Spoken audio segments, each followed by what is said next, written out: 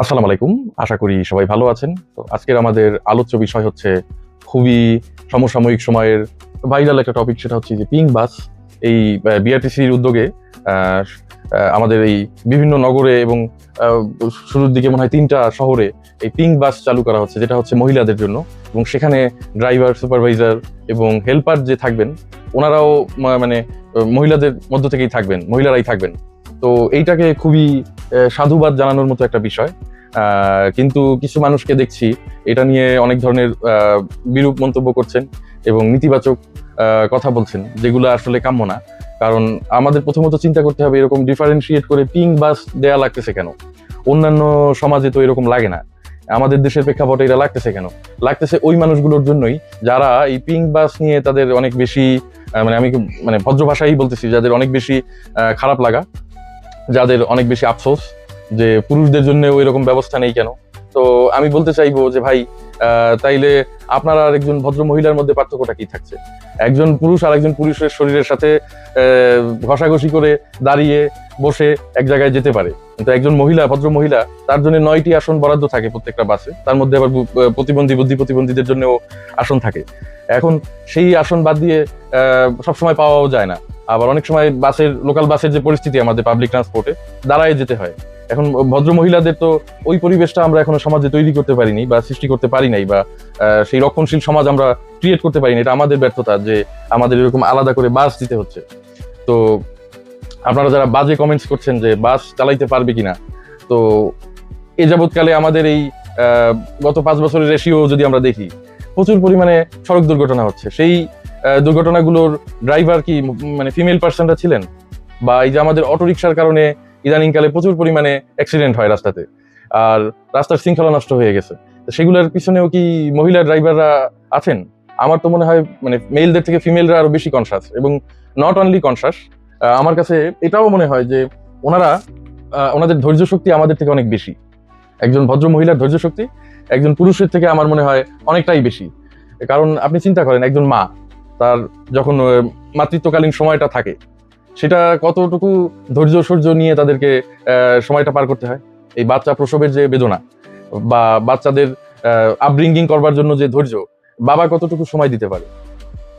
তো যখন রাস্তায়, কিন্তু আমাদের বাংলাদেশের রাস্তায় ধৈর্যটা অনেক বেশি দরকার। আমার মনে হয় মহিলাদের সেই ধৈর্য আছে, কিন্তু মহিলাদের সেই সাপোর্ট সিস্টেম হিসেবে আমাদের স্ট্রেংথটা দিতে হবে। আমাদের সমাজে এখন একটা মহিলা রাস্তায় দাঁড়ায় চিৎকার দিয়ে কথা বলতে পারে না। বলতে গেলে তাদের শেখানো হয়েছে যে মহিলারা জোরে কথা বলতে হয় না। তো একটা মহিলা যদি ফ্লাইওভারে গাড়ি উঠাবার সময় আপার গিয়ার থেকে লোয়ার গিয়ারে নামাতে না পারে, আরেকজনের হেল্প নিয়ে ফ্লাইওভারে প্রথম দিন গাড়িটা উঠায়, আমাদের সাংবাদিকদের উচিত না পিছনে বসে বসে হলুদ সাংবাদিকতা করা, সেটা দেখানো যে উনি কতটা ইনকম্পিটেন্ট বা ওনার মধ্যে কম্পিটেন্সি নাই, উনি বাসটা উঠাইতে পারলেন না, এটা দেখানো না। আমাদের উচিত তাদের সাপোর্ট দেয়া। কোনো মানুষই প্রথম দিন সবকিছু পারেন না, তাদেরকে আস্তে আস্তে সবকিছু মানুষ শিখে। আর যারা এই বাস নিয়ে যাদের অনেক সমালোচনা, পুরুষদের জন্য এরকম বাস দরকার, পাবলিক ট্রান্সপোর্ট দরকার, তো ধাপে ধাপেই তো সবকিছু আসে। এটা দিয়ে শুরু হইলো, এরপরে বিআরটিসি হয়তো বা পুরুষদের জন্য ভালো ব্যবস্থা নিয়ে আসবে।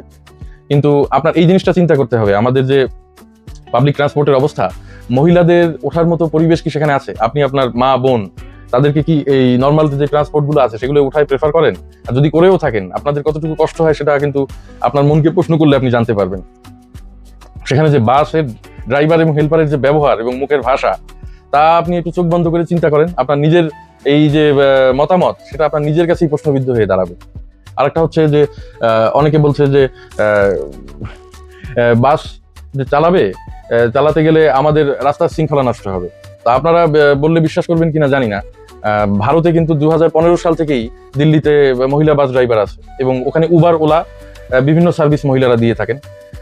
এবং আমাদের দেশেও এখনই আপনি সার্চ দিলে দেখতে পারবেন, বিভিন্ন কয়েকজন ড্রাইভারই আছেন যারা মহিলা, কিন্তু উবারে গাড়ি চালান।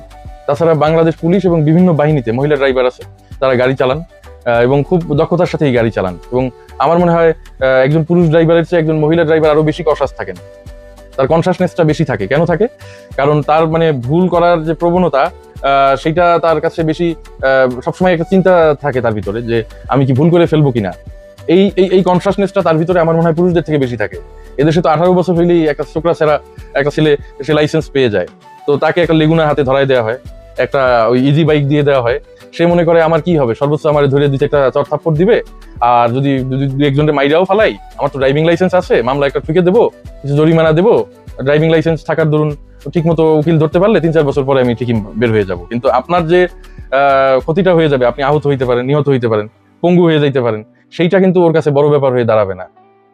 আজকে যে রাস্তার যে পরিস্থিতি, এর পিছনে কিন্তু মহিলারা দায়ী না, এর পিছনে আমরা পুরুষরাই দায়ী। কারণ এই সমস্ত অটোরিকশা, লেগুনা, তারপরে এই যে যত অবৈধ গাড়ি আছে এগুলো পুরুষরা চালায়, এবং যেগুলো বৈধ গাড়ি আছে, বাস, ট্রাক, এগুলোও কিন্তু পুরুষরাই এ যাবৎকালে চালায় আসছে। তো মহিলাদের 2-4 দিন চালাইতে দেন, যদি ভালো চালাইতে না পারে তাহলে তাদের বাদ দিয়ে দেন, 2-4টা অ্যাক্সিডেন্ট করুক, যদি করেই বসে আল্লাহ না করুক, তখন তাদের বাদ দেন, আগে তাদের সুযোগ দিয়ে দেখেন। আর সবচেয়ে বড় কথা হচ্ছে, কেউ প্রথম দিনই হাঁটা শিখে যায় নাই। আপনার বাবার হাত ধরে আপনি প্রথম দিনই হাঁটতে মানে দৌড়ানো শুরু করেন নাই।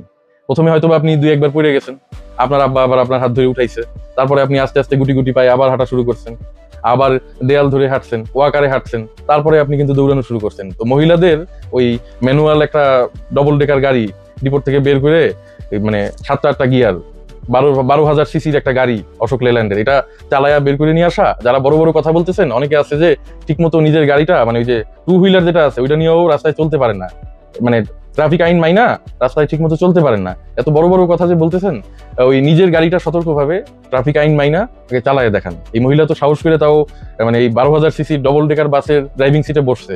আমার তো মনে হয় আপনাদের যদি ঠিক মতো ড্রাইভিং টেস্ট নেওয়া হয়, আপনারা আপনাদের 2 হুইলার নিয়েই অনেকে পাস করতে পারবেন না। আর 4 হুইলারের কথা তো বাদই দিলাম, সেটার অবস্থা মানে আরো ভয়াবহ। অনেকের আছে যে স্টিয়ারিং এবং এই যে ছোটল যেটা আছে মোটরসাইকেলের, স্টিয়ারিং, ছোটল আর এই যে মানে অ্যাক্সিলারেটর, এগুলো হাতে আসলে মাথায় ঠিক থাকে না। হ্যাঁ, মনে হয় যে আমি মুই কি হনু। একটা মোটরসাইকেল তো এখন খুবই সহজলভ্য ব্যাপার, গাড়ি আসলে তো মুই কি হনু হয়ে যায় মানুষ রাস্তায় নামলে। তো মহিলাদের সম্মান দেওয়া শেখেন, নিজেও সম্মান পাবেন, আর আপনি অবমূল্যায়ন করবেন, আপনার ঘরের মহিলারাই অবমূল্যায়নের শিকার হবে। আর এই পিঙ্ক বাসের ড্রাইভার মহিলা দেওয়ার ফলে অনেক ধরনের মানে এটা কিন্তু শুধুমাত্র মহিলা ড্রাইভারদেরকে আমাদের সামনে প্রেজেন্ট করা হইলে এমন না, নারী শক্তির আর একটা অন্য ধাপ সামনের দিকে এগিয়ে গেল। এর ফলে মহিলারা বিভিন্ন সেক্টরে কাজ করতে সাহস পাবে। আপনি চিন্তা করেন তো, আপনার বাসার এসির মিস্ত্রি, আপনি বাসায় নাই, আপনি একজন মহিলা মানুষ, মানে একটা সিচুয়েশন দিলাম, আপনি কি একজন পুরুষ এসির মিস্ত্রি প্রেফার করবেন নাকি একজন মহিলা এসির মিস্ত্রি প্রেফার করবেন? তো এই বাসটা যদি আজকে একজন মহিলা চালাইতে পারে, 2 দিন পরে আপনি একা আছেন বাসায়, আপনি ভদ্র মহিলা, আপনি বাসায় আছেন ধরেন, আপনি একজন মহিলা এসির মিস্ত্রি ডাক দিতে পারবেন, সে ঝুলে আপনার আউটডোরটার কাজ করে দিয়ে যাওয়ার সাহস করতে পারবে। তো এইটা অনেকে চায় না, মহিলারা যে এরকম অগ্রসরমুখী হোক, বা মহিলারা যে তাদের নিজেদের একটা কমিউনিটি বা নিজেদের একটা সোসাইটি বিল্ড আপ করুক, এটা আমাদের সমাজে অনেক পুরুষরা চায় না। তারাই ওখানে যে কমেন্ট করে, এবং দে আর রিয়েলি, মানে আমার বলতে বাধ্য হচ্ছি, আনকালচার, ইডিয়েট এবং ইলিটারেট, এবং তাদের ব্যাপারে ভিডিও বানাইতে হচ্ছে, এটাও অনেক কষ্টের ব্যাপার, কিন্তু না বানায় পারলাম না। এই সাংবাদিক এবং এই আনকালচার ইডিয়েটদের জন্য এই ভিডিওটা সবাই শেয়ার করবেন এবং এদেরকে বোঝাবেন what is journalism and another thing is what is humanity. এরা যদি ভালো মানুষ হয়ে থাকতো তাহলে এই পিঙ্ক বাস ইন্ট্রোডিউস তো করা লাগতো না সরকারের, আর আলাদা বাসও দেওয়া লাগতো না। এরা এরকম মানে জালেম বলেই এদের জন্য এই পিঙ্ক বাসটা ইন্ট্রোডিউস করা লাগছে এবং মহিলাদের ডিফারেন্সিয়েট করা লাগছে। এই পিঙ্ক বাসের মূল কারণ হচ্ছে এইসব কমেন্টকারী নরপশুগুলা। সবাই ভালো থাকবেন, আসসালামু আলাইকুম।